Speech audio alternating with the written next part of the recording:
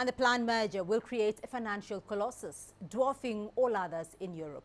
CCTV's Guy Henderson explores how Brexit will affect this deal. Frankfurt Exchange officials say the deal is still on.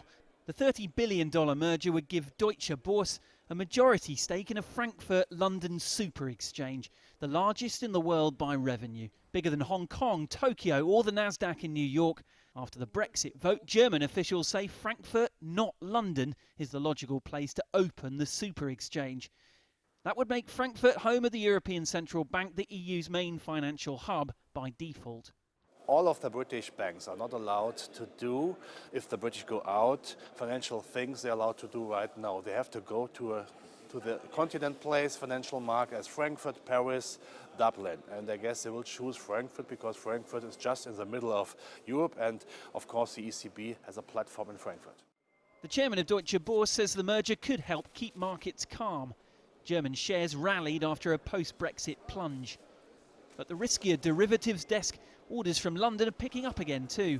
You might be forgiven for thinking the European Union's second largest economy wasn't on its way out at all. Despite Britain's vote to leave the European Union, its bankers are already lobbying government to try and keep many of the regulations that were in place before the vote exactly as they are. And that is because they fear that too many changes might mean they lose access to the single market and have to hand over that famous mantle as Europe's financial beating heart to places like this. Some German analysts are Brexit sceptical, betting on the UK remaining in the EU despite the vote. I think in the very beginning everybody was saying, okay, horrible decision. Many people will come to Frankfurt. Now we say, and we hear in meetings with clients and candidates, we wait. Today, I believe more people would say it will not happen. Are Frankfurt's financial wizards in denial? Some academics don't think so.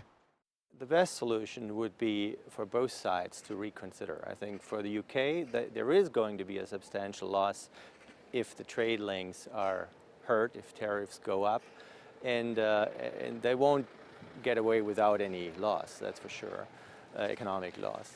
And I think there are other reasons to rethink, and there has to be a new government. Maybe it would be a good idea to have an election. In July, exchange shareholders will vote on the merger.